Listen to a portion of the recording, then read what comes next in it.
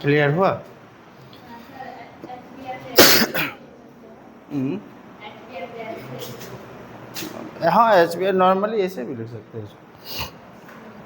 Markovnikov corp का simple सा मतलब इतना समझना है कि जब अनसिमेट्रिक एल्कीन की अभिक्रिया हाइड्रोजन ब्रोमाइड के साथ कराएंगे तो अभिक्रिया के फलस्वरूप किसका फॉर्मेशन होगा? 2 डिग्री हैलाइड का। यानी लैंग्वेज इसका क्या लिख सकते हैं?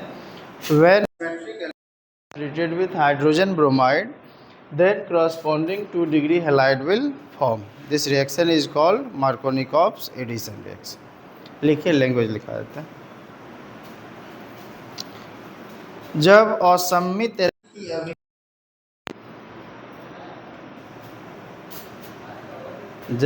असम्मित एल्कीन की अभिक्रिया हाइड्रोजन ब्रोमाइड के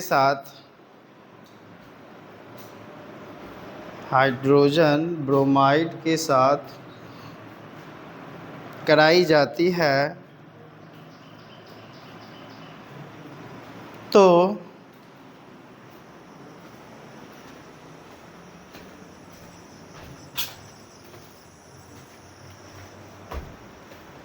अभिक्रिया के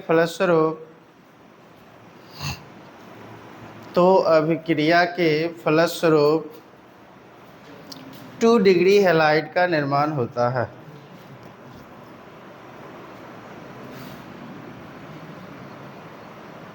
तो अभिक्रिया के फलस्वरूप लिखा देते हैं 2 डिग्री हैलाइड का निर्माण होता है।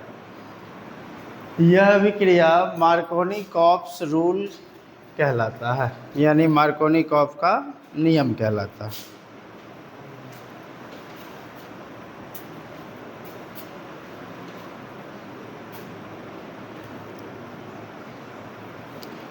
लिखिए, लिख लो।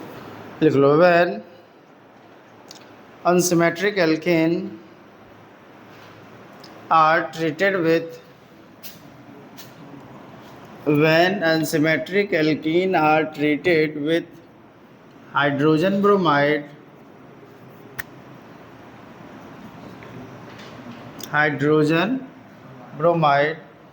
then corresponding 2 degree halide will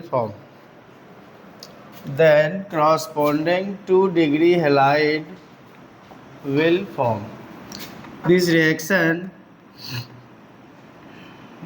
is called Markovnikov addition reaction. अब नेक्स्ट टॉपिक है आपका एंटी मार्कोनी-कॉप्स रूल, या इसी को कहते हैं पेरोक्साइड इफेक्ट, या इसी को कहेंगे खरास इफेक्ट।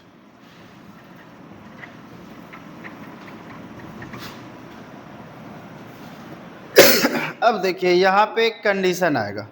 कंडीशन क्या आएगा? यहाँ पे एज ए कैटलिस्ट क्या होगा?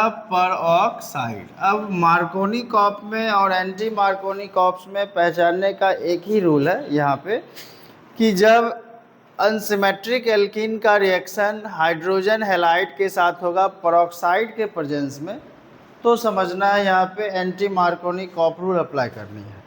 अगर पेरोक्साइड नहीं लगा हुआ है तब यहाँ पे जो है मार्कोनी-कॉप रूल अप्लाई करना है। क्लियर हुआ? अब जैसे ये अटैक कर रहा था, इसका रिवर्स कर दीजिए। अब क्या होगा? Hydrogen will get linked with less hydrogen of carbon atom and halide group will get linked with more hydrogen of carbon atom.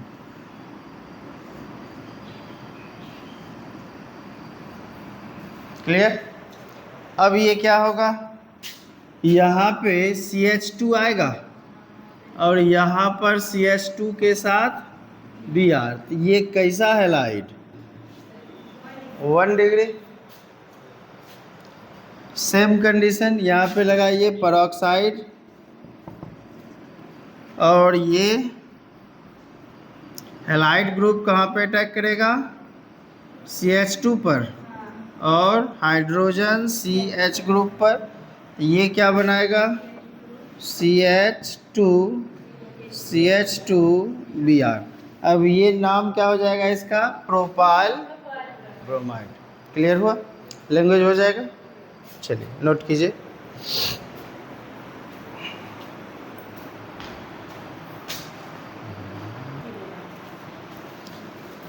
लिखिए, जब असम्मित एल्कीन की अभिक्रिया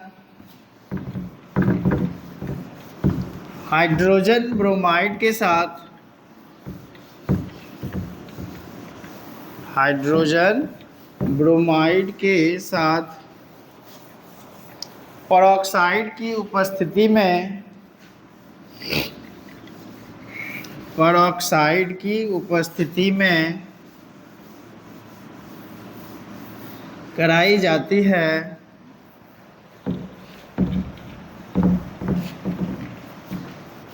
तो अभिक्रिया के फलस्वरूप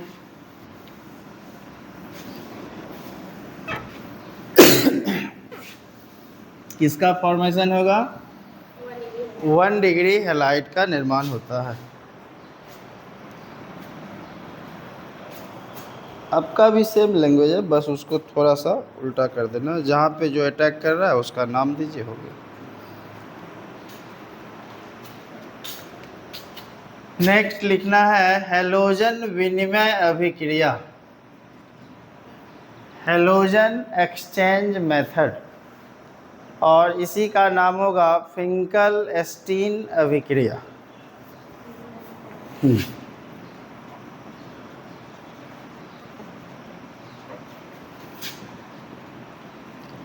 और हैलोजन एक्सचेंज मेथड। एक्सचेंज मतलब क्या होगा, आदान प्रदान करना, इंटरचेंज करना, यानी पहला ग्रुप दूसरे पर आ जाएगा, दूसरा ग्रुप उस पर चला जाएगा। देखो ध्यान से, यहाँ पे X के जगह पर Cl और Br आएगा। क्लियर। जब एल्काइल हैलाइड की अभिक्रिया, मतलब एल्काइल क्लोराइड या ब्रोमाइड की अभिक्रिया किसके साथ, सोडियम आयोडाइड के साथ, किसके प्रेजेंस में, ड्राई एसीटोन के प्रेजेंस में कराएंगे, तो यहाँ से क्या होगा, NaX निकलेगा, मतलब NaCl और NaBr दोनों में से कोई भी जो लेंगे X के जगह पे वो रिमूव होगा। तो यहाँ से क्या आएगा, RCH2I plus NaX, alkyl iodide. ये एल्काइल आयोडाइड बनाने का एक स्पेशल मेथड है।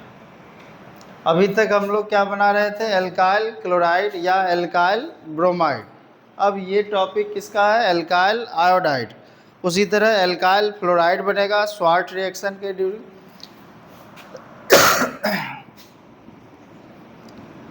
सोडियम आयोडाइड, और ये हो जाएगा एल्काइल क्लोराइड और ब्रोमाइड। एग्जाम्पल देखिए, CH3 CH2 Cl plus NaI dry acetone, NaCl remove हो जाएगा। रीजन Na पर क्या होगा, प्लस चार्ज, I पर माइनस, Cl पर माइनस और CH2 पर प्लस, ये कार्बोकैटायन बनाएगा। मैकेनिज्म से आप इसे आसानी से देख सकते हैं। 3 स्टेप लेगा, chain initiation, chain propagation and then chain termination. पहले सबस्ट्रेट तोड़ना है, फिर रिएजेंट को तोड़ना है, फिर दोनों को एक दूसरे के साथ अटैच कर देना। ये क्या होगा, CH3 CH2I plus NaCl, ethyl iodide,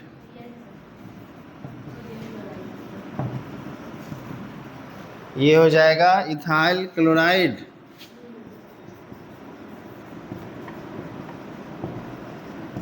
ये क्या होगा, सोडियम आयोडाइड।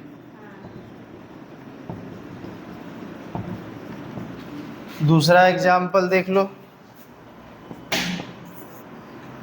अब जैसे सेकेंडरी अगर हैलाइड ले लें, CH3Br ले लें प्लस NaI, एसीटोन, यहाँ से NaBr रिमूव होगा। अब I अटैच हो जाएगा CH3CH3I प्लस NaBr, इसका नाम आइसोप्रोपाइल आयोडाइड, आइसोप्रोपाइल आयोडाइड, ये हो जाएगा isopropyl bromide,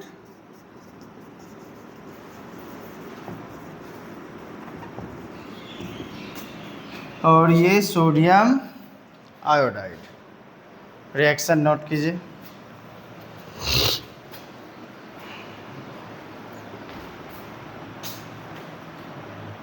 Iodide will form. This reaction is called Finkel-Stein reaction और halogen exchange method. क्लियर हुआ?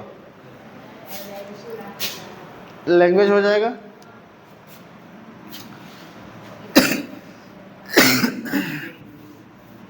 मिटा दे, नीचे बोला लिख लो।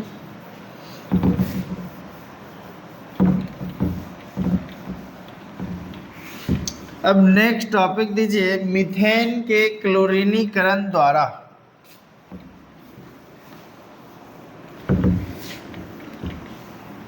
From chlorination of methane.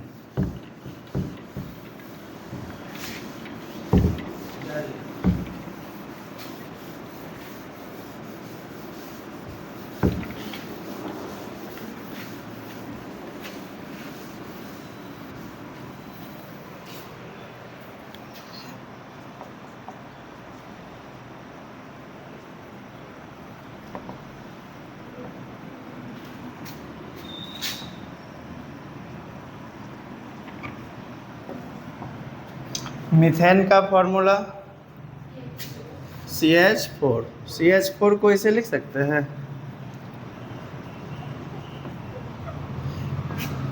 और Cl2 को ऐसे। ये क्या है? Diffused sunlight. यहाँ से क्या निकलेगा? HCl। ये बनाएगा क्या? CH3Cl plus HCl। अब फिर से इसको क्लोरीनेशन में लाइए। Cl CH3 है, ऐसे लिख सकते हैं इसको, प्लस Cl H न्यू, फिर यहाँ से क्या रिमूव होगा? HCl, फिर एक Cl अटैच हो जाएगा, ये हो जाएगा CH2Cl2 प्लस HCl। फिर आगे Cl2CH2 को इसे लिख सकते हैं, प्लस Cl H न्यू, यहाँ से फिर HCl निकल जाएगा, ये बनाएगा CHCl3 प्लस HCl। फिर रिएक्शन में लाइए, Cl3CH plus Cl2 H new, यहाँ से फिर HCl रिमूव होगा, ये दे देगा CCl4 प्लस HCl। इसका नाम मीथेन, इसका नाम मिथाइल क्लोराइड या मोनोक्लोरोमीथेन, डाइक्लोरोमीथेन, ट्राइक्लोरोमीथेन, टेट्राक्लोरोमीथेन, और इसी का नाम होगा मिथिलीन क्लोराइड। क्लियर? इसका नाम होगा क्लोरोफॉर्म। ये होगा कार्बन टेट्राक्लोराइड।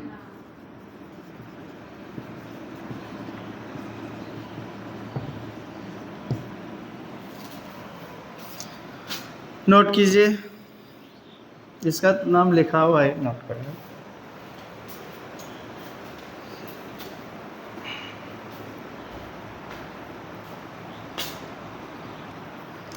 क्या होगा लैंग्वेज? जब मीथेन का क्लोरीनीकरण कराई जाती है तो अभिक्रिया के फलस्वरूप methyl chloride, then methylene chloride, then chloroform and then carbon tetrachloride का निर्माण होता है।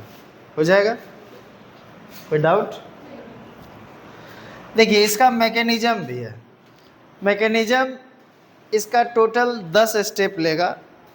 इसमें जैसे मीथेन को पहले ब्रेक करेंगे तो ये कार्बोकेटायन फॉर्म करेगा, फिर इसके बाद जो है ऐसे तो ये फ्री रेडिकल के टर्म में आएगा, और फिर यहाँ पर Cl को ब्रेक करेंगे तो Cl भी जो है एक फ्री रेडिकल देगा इस तरह से। फिर Cl अटैक करेगा इस पर फर्स्ट स्टेप में, फिर सेकेंड स्टेप में इसको ब्रेक करना है, फिर थर्ड स्टेप में इसको अटैच करना है। तो टोटल का लगभग देखा जाए तो 2-2 स्टेप होगा, फाइनल का 3 स्टेप आएगा। समझे? ऐसे मैकेनिज्म आपके एग्ज़ाम में नहीं आने वाला है। मैकेनिज्म जनरली CBSE बोर्ड में देता है, आपका भी तो बिहार बोर्ड ही है।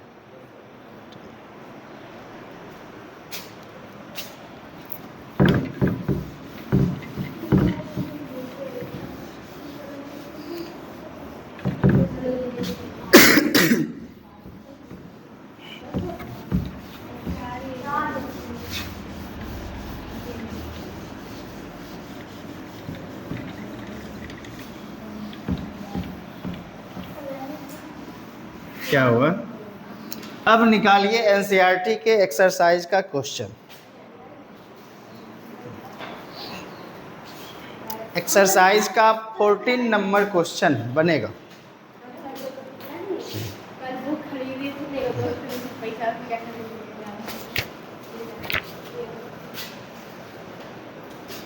अच्छा पहले हम लोग इसके एग्जाम्पल वाले पार्ट को देख लेते हैं, जो पढ़ाया गया है उसी का ये क्वेश्चन है। देखिए एग्जाम्पल है 6.4 का फर्स्ट नंबर।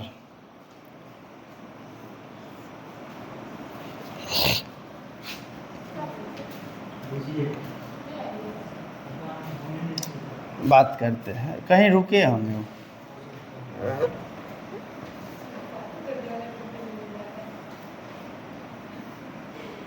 यहाँ पर है बेंजीन रिंग का ग्रुप जो कि होगा फिनाइल, सब पर H है, प्लस HBr। एक ये क्वेश्चन है। दूसरा क्वेश्चन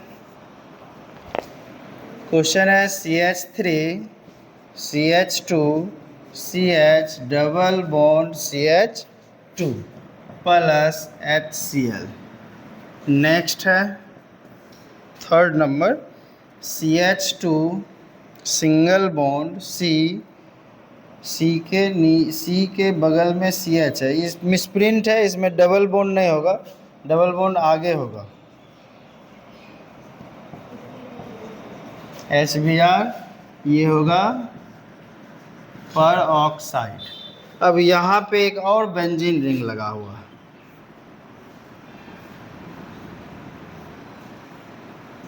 अब इस सभी में प्रोडक्ट आपको लिखना है। अब देखो ध्यान से, ये दोनों तो मार्कोनी कॉफ एडिशन पर जाएगा, और ये किस पर जाएगा? एंटी मार्कोनी कॉफ एडिशन पर। रीजन, इसमें अनसिमेट्रिक एल्कीन जो HBr के साथ रिएक्शन कर रहा है पेरोक्साइड के प्रेजेंस में, ये नॉर्मली रिएक्शन शो कर रहा है। अब देखिए ध्यान से, यहाँ पे ये कार्बन और इस कार्बन के बीच आपको वर्क करना है।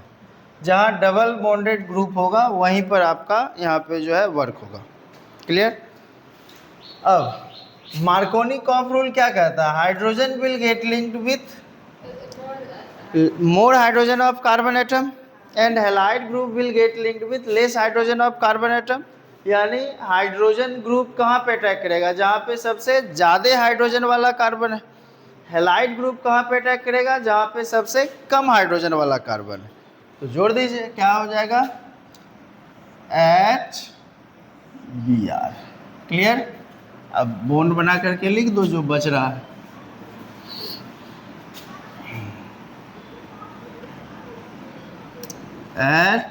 H और यहाँ पर भी क्या आएगा?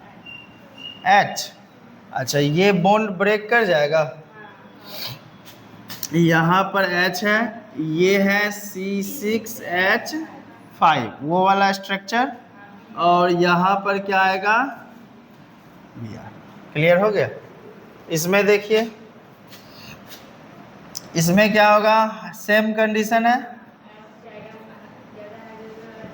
ये बॉन्ड ब्रेक कर जाएगा, CH3 CH2 CH के साथ Cl और CH3, मतलब 2 डिग्री हैलाइड का फॉर्मेशन कर रहा हूँ ना। यहाँ पे क्या आएगा, देखो ध्यान से, अब इस पर अटैक करेगा हाइड्रोजन ग्रुप और इस पर अटैक करेगा हैलाइड ग्रुप, ये बॉन्ड ब्रेक करेगा, ये क्या हो जाएगा C6H5, फिर हो जाएगा CH2 ना, CH2 आगे क्या है CH2, फिर CH2Br। क्लियर। चलिए इसको नोट कीजिए। छूट गया क्या, सही तो है, CH2 CH2 CH2 और उससे पहले फिनाइल ग्रुप है। चलिए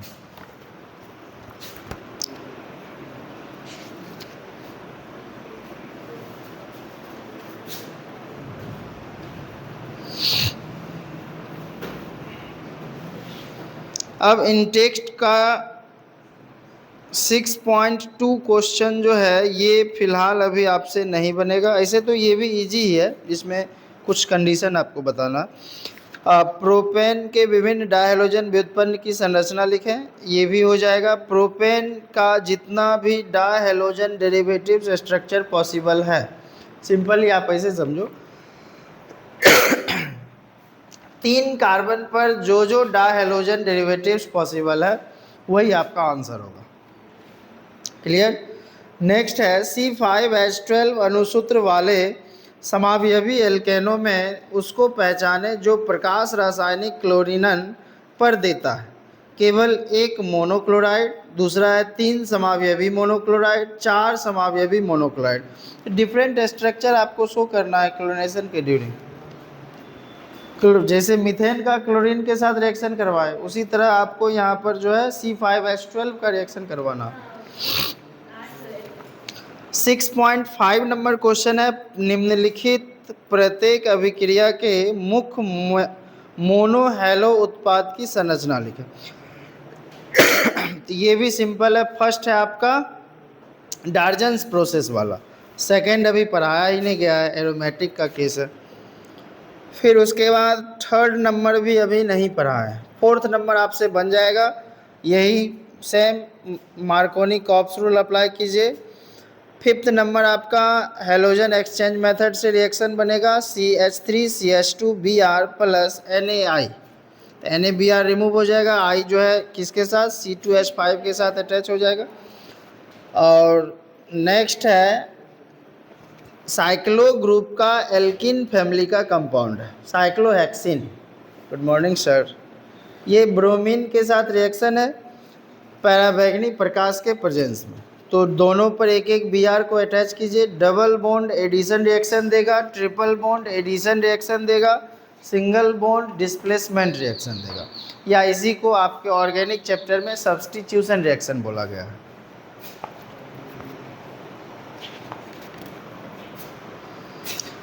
नोट कर लिए।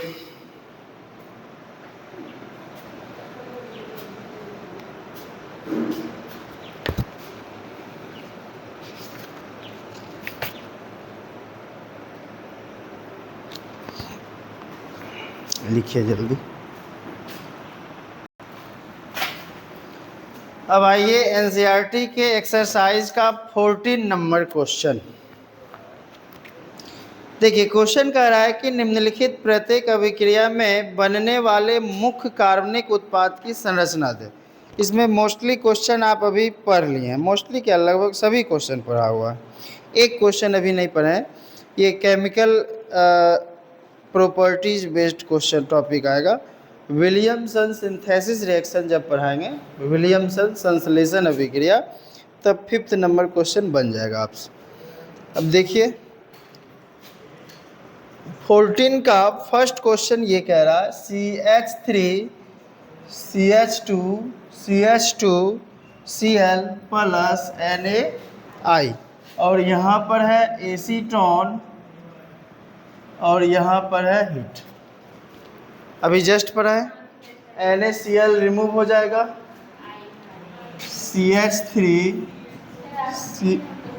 CH2 बस एक दो बता देते हैं, CH2I plus NaCl propyl iodide, sodium chloride, sodium iodide, propyl chloride,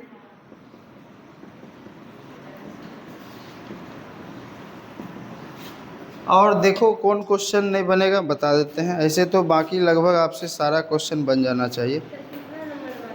14 number.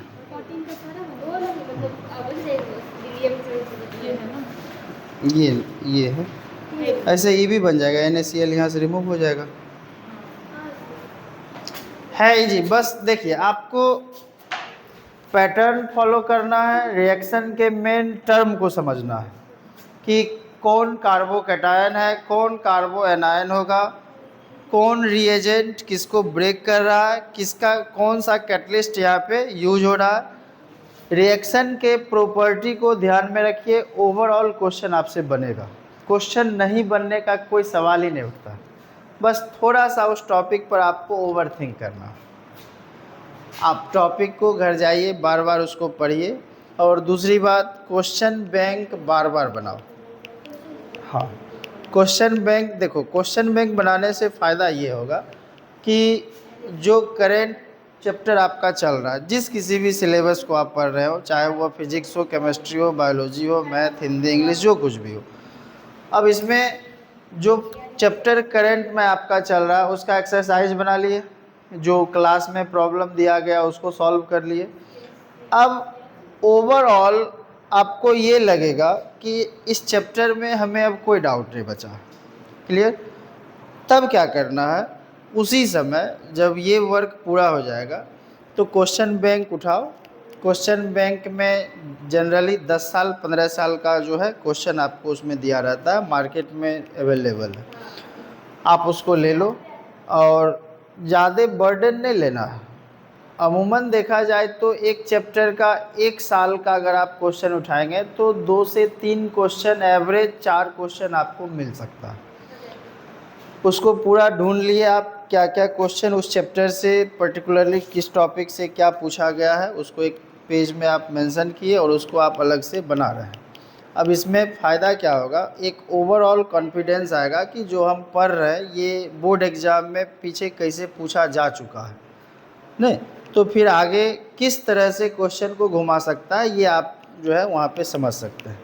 क्योंकि एक चीज़ हमेशा ध्यान रखना, केमिस्ट्री का खास करके ऑर्गेनिक सेगमेंट का क्वेश्चन घुमाएगा, तो उस कंडीशन में अब आप सब सीधा, ये सिंपल सा बात है। अब हम यहाँ पढ़ा करके आपको भेजें इथाइल क्लोराइड, अब क्वेश्चन पूछ दिया आइसोप्रोपाइल क्लोराइड या प्रोपाइल क्लोराइड या टर्ट ब्यूटाइल हैलाइड, अब वो आप घूमते रहिए। अब आप कहिएगा कि ये तो सर पढ़ाए ही नहीं थे। तो हम आपको इसलिए एग्जाम्पल कहते हैं बनाने के लिए कि हर एक टॉपिक का आपको लगभग 5-6 अगर एग्जाम्पल उस टॉपिक बेस्ड आप अगर बना लेते हैं तो एग्जामिनर चाह करके भी आपको घुमा नहीं सकता। रीज़न ये है कि वो जहाँ तक सोचेगा उससे आगे आपका वर्क हो चुका। बात समझ में आ रही है? इसलिए समय के साथ अगर आप वर्क कर रहे हैं तो काफ़ी बेहतर है। समय निकल जाएगा, एग्ज़ाम का टाइम नज़दीक आएगा, तब उस टाइम में ये कन्फ्यूजन हो जाएगा कि अब हम सिलेबस में पढ़ें क्या, कौन सा सिलेबस पढ़ लें, क्या पढ़ लें जो एग्ज़ाम में आ जाएगा। लेकिन अभी से हम ये गारंटी के साथ कह रहे हैं कि जैसे क्लास में जो टॉपिक चल रही है, यदि आप अपने सिलेबस में करेंट हैं तो फिर आपको एग्ज़ाम टाइम में कहीं से कोई प्रॉब्लम नहीं आएगा। कोई भी क्वेश्चन देखिएगा यूँ आंसर मारिएगा। लेकिन अभी जो है अगर मेहनत से पीछे हटे तो एग्ज़ाम टाइम आते आते आपके पास इतना बर्डन बढ़ेगा, इतना बर्डन बढ़ेगा कि चाह करके भी आप उस चीज़ को कैरी नहीं कर पाएंगे। अरे एक सिलेबस थोड़े है, 5-5 सिलेबस है। और उसमें भी एक एक सिलेबस में देखा जाए तो इतना पढ़ना है कि अब आप सोच नहीं सकते। लेकिन यदि सिस्टमेटिक तरीक़ा से कंटिन्यूअसली अगर आप पढ़ रहे हैं तो बर्डन ज़ीरो रहेगा, कोई बर्डन नहीं रहेगा।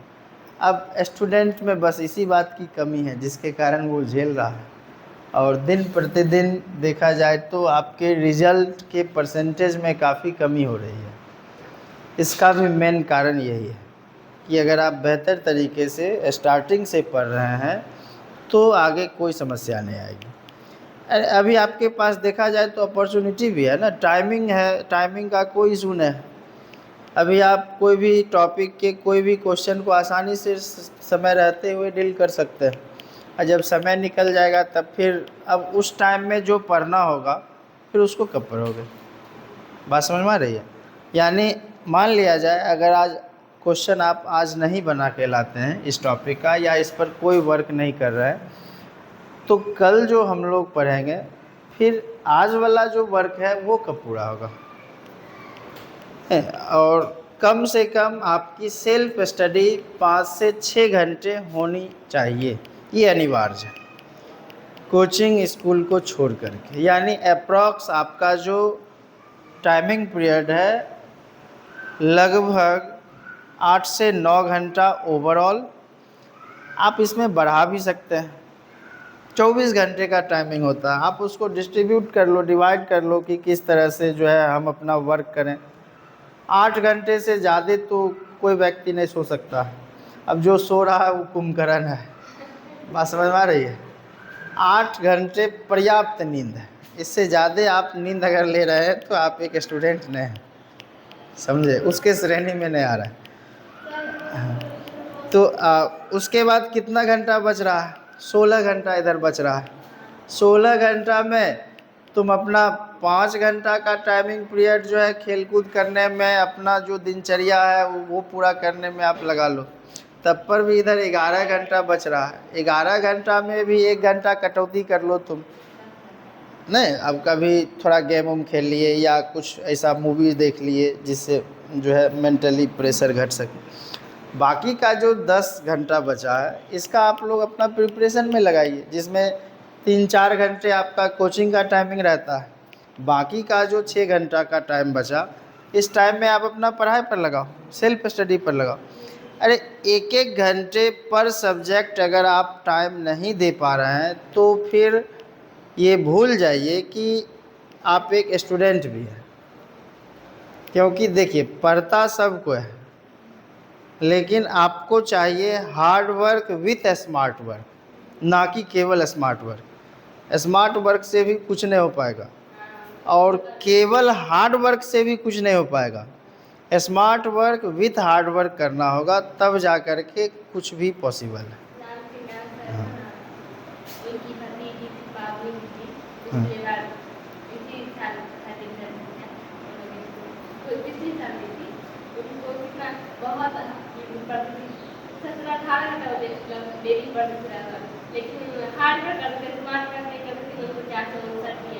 एक प्रेरणा नाम था उसका। हाँ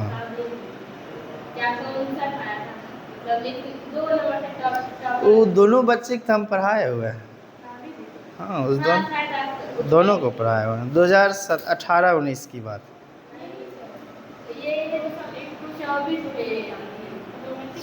तब छोटी वाली होगी।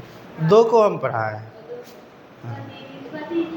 एक भतीजी को पढ़ाए हैं, एक उनके डॉक्टर थे। हाँ